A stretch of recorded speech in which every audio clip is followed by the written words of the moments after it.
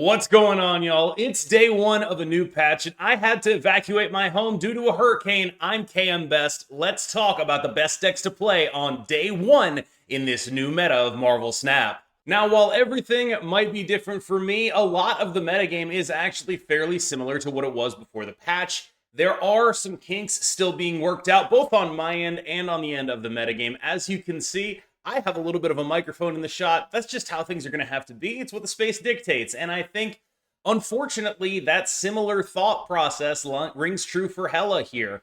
Hela will remain a playable, functional deck, and that is just what they have decided to do. It is a deck that was never the best deck in the game, but was one of the most influential because of the ease of play, the relative high end of power, and the relative low end of interactability that it fell on. All of these are still true. There are a little bit more in terms of introduced fail states into this deck, but that's not to say that it's all that bad, especially with Hellcow allowing you to discard your loot cage on turn 6, bringing it back. You're very okay with a lot of the things that happen in this deck. The power ceiling is still the same as long as you have the loot cage. The ceiling without loot cage is noticeably lower now that Hela is giving -3 instead of -2. I do think this is a fairly meaningful nerf in terms of the absolute value of the output the deck produces, but it's not a meaningful nerf in terms of actually getting people to stop playing this if that was the goal. I don't know that it was. That said, I do think that the same people that were already in favor of this deck, people that wanted to just have a good time, people that didn't want to put a lot of effort into it, people that just wanted to do what it is that they do, wake up, play some Marvel Snap, or Marvel Hela, if you will, you're still going to be able to do that, and there's really no deck competing with it in that context, right? Like, if you're looking at decks that are sort of non-interactive points output decks, there's bounce decks, but you have to actually, like, pay attention to the game for that, and think about stuff, and plan out your turn 6. Hela takes all that out of your hands. Your turn 6 gets planned for you, you don't have to deal with that at all, and your point output is so overpowering that it often doesn't matter. Now, this is still a deck that has the strengths and weaknesses that it normally does. Like, because you are playing the most face-up strategy in the game, because you are attempting to be a deck that doesn't have a lot of thought process in it, you are vulnerable to people who are prepared to beat you. And another notable thing about this patch, I think it already was correct to be a loot cage deck. Now it is infinitely more correct. If you're playing Wasp at this point, just don't even bother. In terms of decks that actually got a buff from the most recent patch, the Living Tribunal bounce deck actually did get meaningfully stronger, although not necessarily overwhelmingly so. It is a deck that cares at most about the points that it can put on the board because it is splitting those points across multiple locations. The Hercules buff is meaningful to this deck because a 3/5 is good, but generally what this deck is trying to do is going to scale to such a degree that that extra point doesn't really matter. When you're making a 64 power Human Torch, when you're making a 24 power Dagger, you aren't really interested in Hercules going from 4 to 5. So where the 4 to 5 buff actually tends to matter is in the games where this deck is going to be playing games without the Living Tribunal and the bounce stuff, where it's going to be trying to be a much more, stripped down kind of version of itself, where it's not Living Tribunaling and it's just looking to win 2 lanes as big as it possibly can. Now, this kind of deck, the fact that it exists, the fact that it's functional, the fact that it's strong, is, I think, indicative to me of the correctness of nerfing a card like Taskmaster preemptively. That one seems to have been very borne out to me. Like, this is a deck that would be completely absurd if it had a 5-drop option for an endgame as opposed to a 6-drop option for an endgame. And that 6-drop having to be the Living Tribunal is a meaningful weakness because it prevents you from just picking and choosing the lanes that you actually want to target, forcing you to target all 3, forcing you to spend 6 energy. Just overall, a deck like this existing and still being functional and still being good is indicative to me that it was safe to nerf Taskmaster, and probably a good thing on the whole, that this deck still gets to actually be a deck.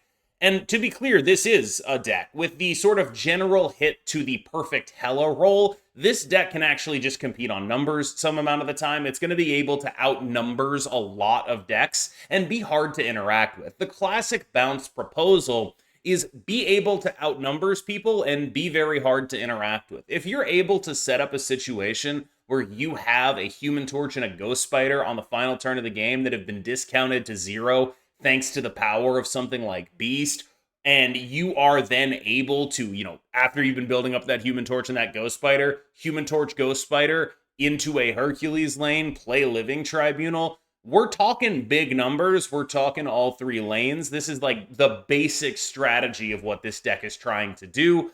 Have those ones that you can bounce, play them on the final turn of the game, use Hercules to multiply them, get that extra Human Torch proc, so you go, instead of going from 32 to 64, you go from 32 to 64 to 128, split that 3 ways, you're probably beating anything in the game. A lot of what we might call cooking in this metagame is people trying out different decks to see if they can knock off Hela as the definitive most points deck, right? When you look at the way metagames in this game tend to form, one of the major archetypes that we always see represented in various forms is the deck that does the most points consistently. There are going to be a lot of those on day 1 because we're going to be trying to figure out what that actually is.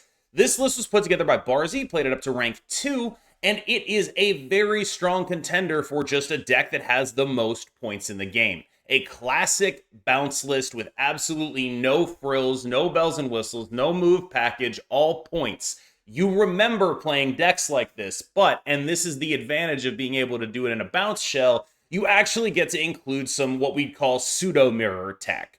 Shadow King is extremely powerful against people who are trying to build up a giant Human Torch. Shadow King is extremely powerful against people who are playing a mirror or a pseudo-mirror against you. Many of the decks that are not Hela, that are vying for this spot as the points deck in this upcoming metagame, and for all we know, it could still end up being Hela, this is a card that is very viable against those. Now, if it does end up being Hela, we have to maybe reconsider Shadow King a little bit, but generally the points output here is just massive.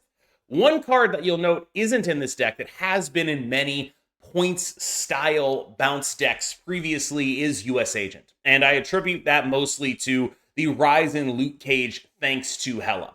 When you have a direct rival, you don't want to be playing a card that is actively bad into it. We talked about that with Shadow King, who at least is good most of the rest of the way. When you look at the decks that are trying to compete for most points in the meta, you have a lot of bounce decks, a lot of decks that are trying to play a lot of small things with big numbers on them, and then Hela. And unfortunately, US Agent is functionally useless against both of those decks. That's not to say it's not a good card right now. I believe that it is, but it's not what you want in a deck like this at this current moment when all we're focusing on is who can go bigger. Right now, US Agent is going to be, shocker, a little bit too much for me to want to put it in my points shells. That is, of course, not always true. You can see the same principles at work in this deck, the same attempt at jockeying for position in the metagame, and the same sort of through lines in terms of what it's doing, just with a different method of accomplishing it. This is a Moon Girl deck that Bigbaby has been championing for quite a while. This is a powerful list that is looking to leverage the power of final turn points plus Shadow King having throne priority. You have a ton of 1-drops that have a ton of points on them. You have Moon Girl to copy them up. You have Shadow King to drag your opponent down. You have multiple attempts at getting giant She-Hulks on the board as well. If there is a weakness to this deck, it's that its point output is relatively limited.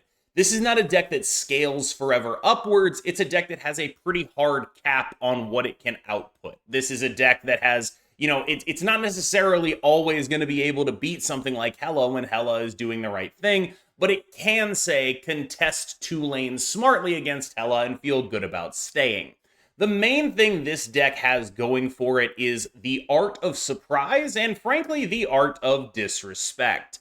I think that a lot of people need to be leveraging disrespect a little bit more when they play a game like this. Everyone is used to understanding, oh, okay, they're a bounce deck. I'm going to lose if I stay on turn 6. It's fine. People are not used to that with alternate methods of constructing bounce-like endgames. Everyone knows you're leaving against bounce. Everyone knows you're leaving against Hela. A surprising amount of people will not leave against this deck.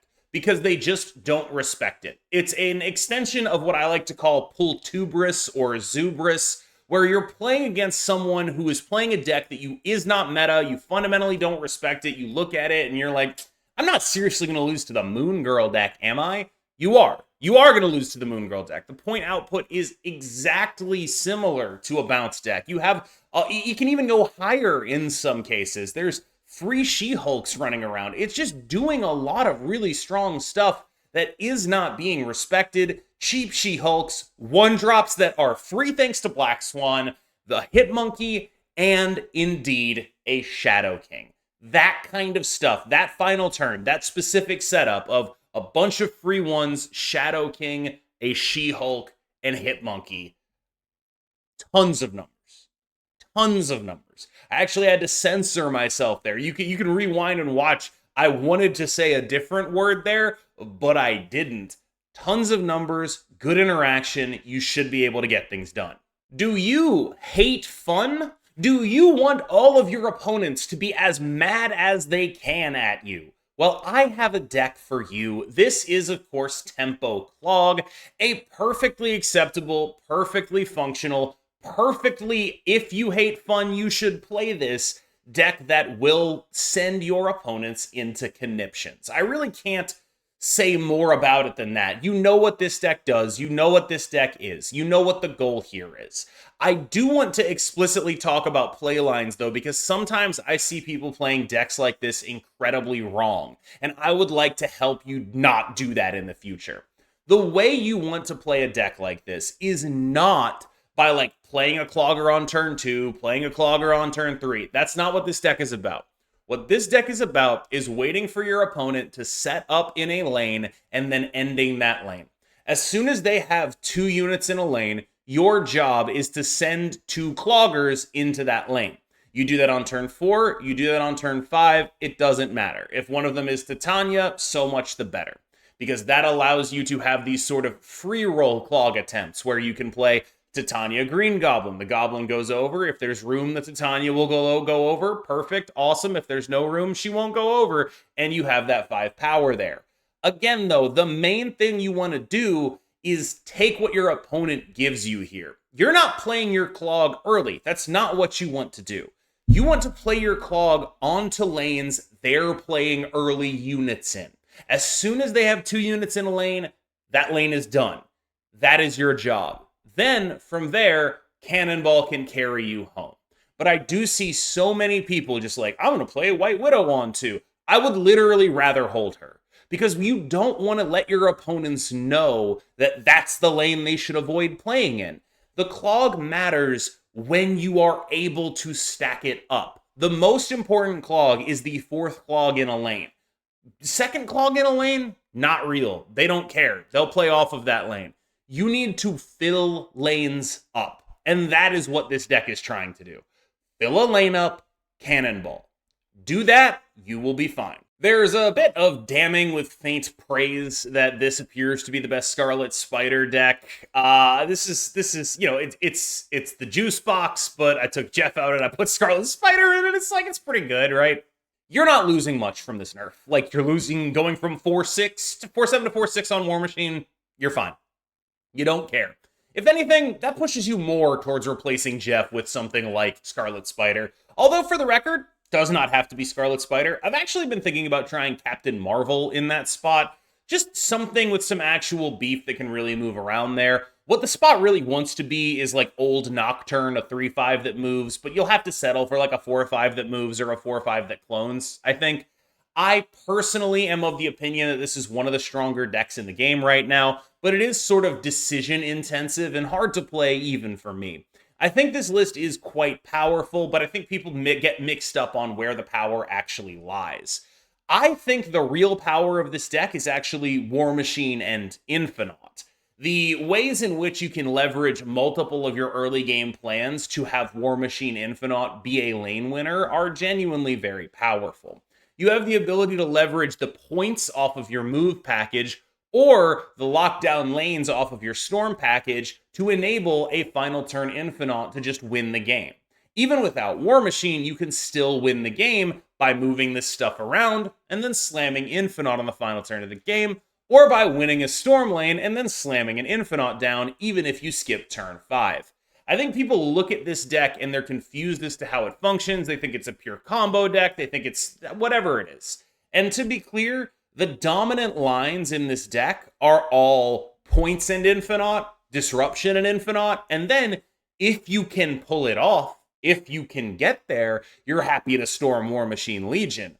But you should be able to win Storm lanes on your own because of the Madam Web, because of your ability to move stuff into those lanes with Aranya and Iron Fist. You should be able to take those lanes down and then just drop a 20 power guy and say goodnight.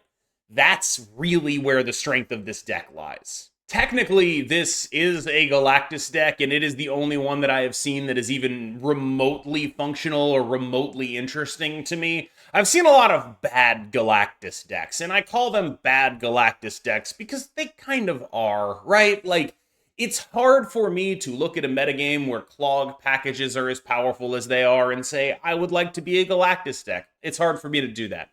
This deck effectively gets to play Galactus without having to invest in Galactus, so it gets to use Galactus purely as a scam when you're able to get ahead on energy, when you're able to set up situations where you think your opponent won't be playing in a certain lane, when you're able to use X23 to play Galactus and then into Null. Like, you have lines here that you can accomplish with Galactus, but really, fundamentally what's happening here is this is a destroy deck.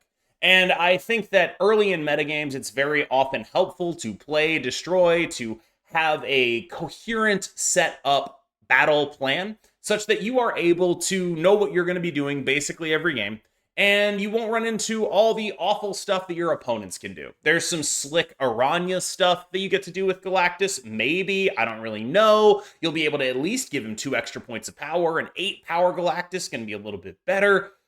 Look, it's not a Galactus deck. Like, it's a Galactus deck in the sense that it has Galactus in it. But I'm not going to sit here and tell you this is actually a Galactus deck. It's a Galactus deck on the technicality. I think if you wanted to play Hulkbuster instead of Galactus, you'd be able to do basically the same thing here, and that is have a deck, as Destroy often is in early metagames, that has relevant tech in the form of Killmonger, and a lot of power and an 11 out of 12 card shell that almost never changes. That's the value of Destroy right now. You know what this deck does. You know what this deck is.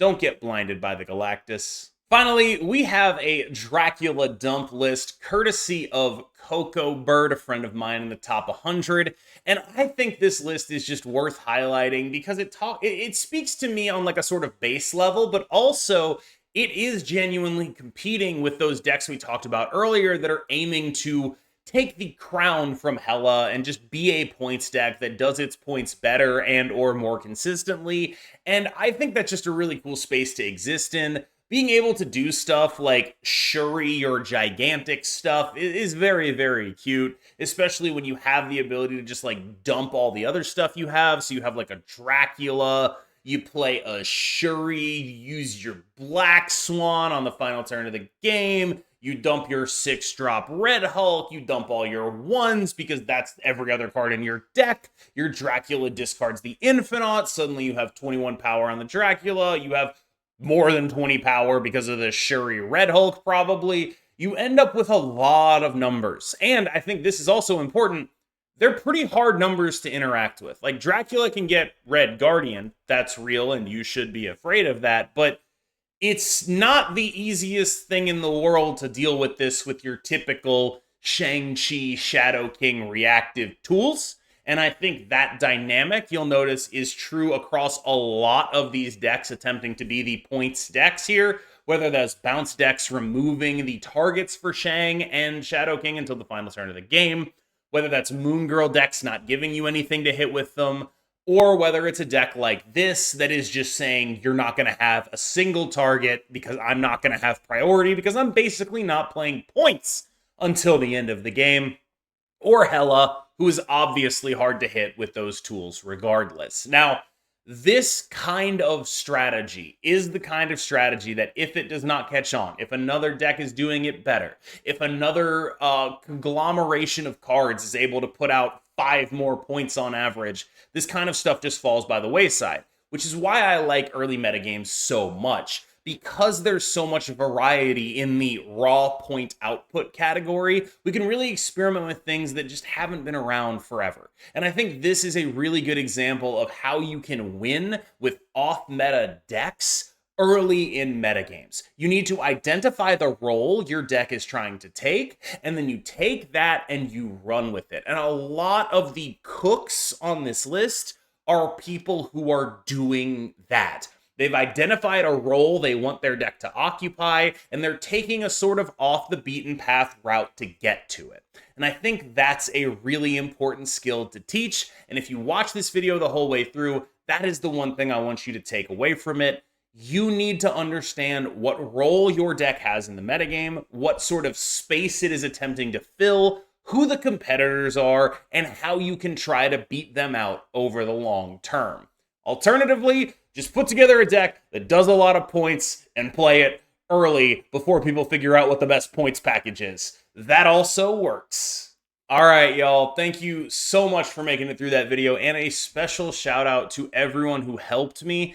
As you know, I'm in a new place right now. I'm not exactly sure what my schedule will be looking like going forward. I think I should still be able to get videos up every day. I'll be trying to stream and all of that, but I have to work around a lot of things that I wouldn't normally have to work around. I did have to evacuate my home due to the hurricane, but it's not the biggest deal in the world. It looks like everything is okay back home, as far as, you know, the roof didn't come off and like my stuff didn't fly everywhere. So I've got that going for me, which is very nice. As always, I have been KM Best. You have been phenomenal, and I will see you in the next one.